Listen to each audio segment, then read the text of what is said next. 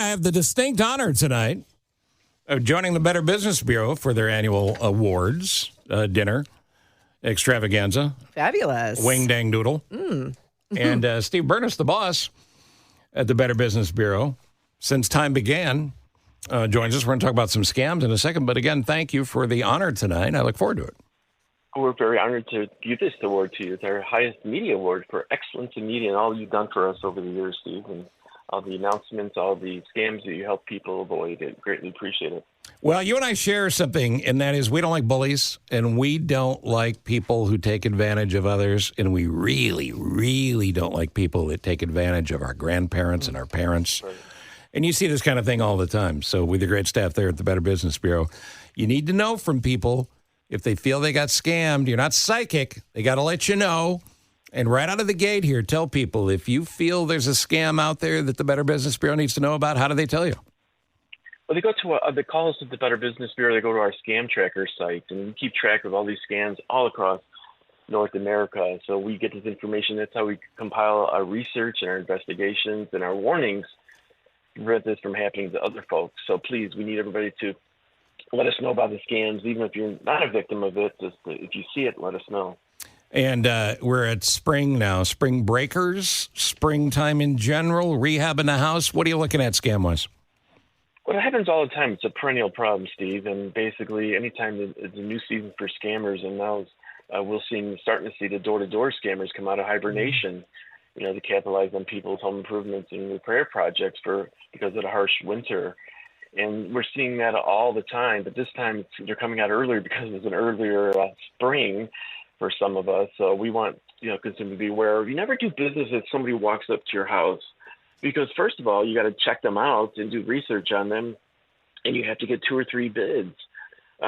People get in trouble when they start paying cash or they deal with the first person they see, and sometimes there's fake utility workers walking around too. We see that all the time in the spring. They have a jacket on, a vest that makes them look official, and they flash some type of badge, and they want access to your home, and they take you downstairs and look at your pipes or your meters, and then the next group comes in and starts robbing upstairs while you're there. So it's very disheartening to see. So just don't open the doors to the scammers and do the research on them before doing business with them. Yeah, you got to be focused and not sometimes just do things. You open the door and there they are and you're stuck in it, or you pick up the phone. You just got to be focused because sometimes we move too fast and we're not focused. I wanted to ask you, we were talking earlier, Steve bought door cameras off of a social media site. Now I get emails from online shopping that I may have been looking at. So we have to be watching out for online scams from these shopping sites. Explain that. Well, online shopping is still number one scam at the Better Business Bureau, and we're seeing a lot of problems, not only with fake websites, but just bad businesses out there. I think consumers don't realize who they're doing business with. And one of our studies late last summer, was consumers, about 65% of the consumers that filed complaints with us had no intention of doing business with that particular company that morning. So they fell for the marketing ploy, they clicked the links and the advertisements to click on these links to buy these products, and you never know who you're buying it from. So the door cams thing that I bought was a late night impulse buy, which is that always works out well. And after I got them, they're trash. They don't sync with an app and all that, and they ignored my first email request for a refund. Do a lot of these scammers, do they start with no and just hope you go away?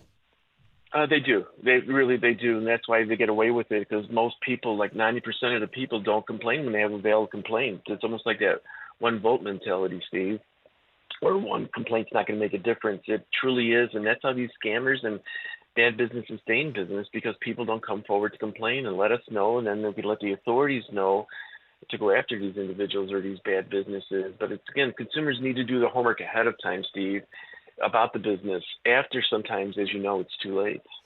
Well, it's interesting, too, because that could lead into counterfeit products. If you're buying something, you're scammed online, you get the thing, and it's not actually what you thought you bought.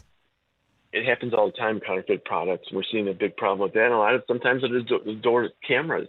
they're from different companies saying that they are associated with a well-known company, and they're not. So it's hard to tell sometimes the product's inferior by looking at the advertisement until you actually get it, and it doesn't work, and then people just put it in the closet or don't do anything about it, and that's how the scammers continue to make money. So yes, counterfeit products is a big problem. It hurts the economy as well, and it also hurts people buying it because sometimes there's counterfeit, smoke detectors, batteries, and things that can do damage to you or your family. Would you avoid drop shipping in general? Drop shipping meaning you're on Amazon and it says not a Prime vendor or whatever the case may be, not delivered by Amazon, not delivered by Prime. Would you avoid those in general?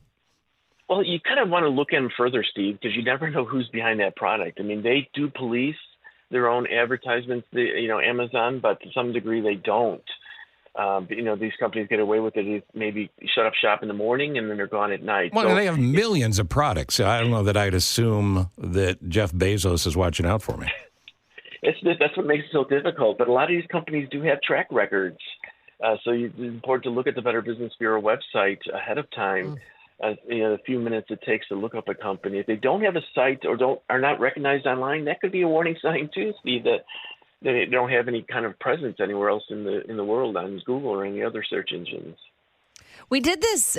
We had to take a test or take a class for phishing emails here at Cumulus Media. I better get that done. And we all kind of dread doing it. And we all say, oh, I know it. But yet I still get the answers wrong and have to take the test over and over again. So talk to us about phishing emails. No matter how much we know, we still get caught up in it.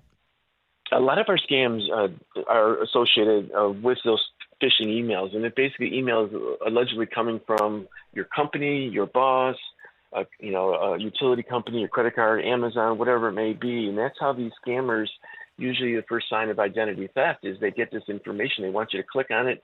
They want you to put your account number or password in, or they're calling from the bank and something's wrong with your account. We got to investigate it. We need to close your account, move money. Anytime you want to do something, Jane, in 25 minutes, 30 minutes or less, that's the tip-off to the rip-off.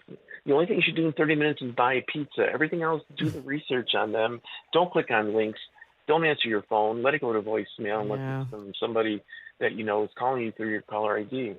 Again, online shopping, number 1, phishing scams 2, employment scams 3, people working from home has opened up that whole new avenue, as Steve has talked about before.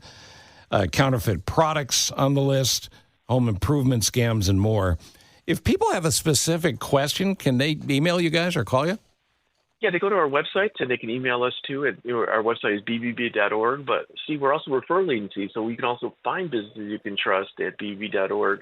Look for the BBB seal, which is a sign of a better business. All right, so bbb.org, and if I have a complaint or a concern or alert about somebody, what do I click on once I get there? File a complaint or go to our scam tracker. To file a complaint, we get a resolution. Scam tracker lets us know about the scam. All right, I'll see you tonight, and I'll be dressed in something slinky. Have fun. Me too. And I got a haircut for you, Steve, too. Wow. I cut my hair now. Did time. Did you get a haircut? It's time. I just wait. More falls out. Thank you, buddy. That's Steve Bernas at the Better Business Bureau.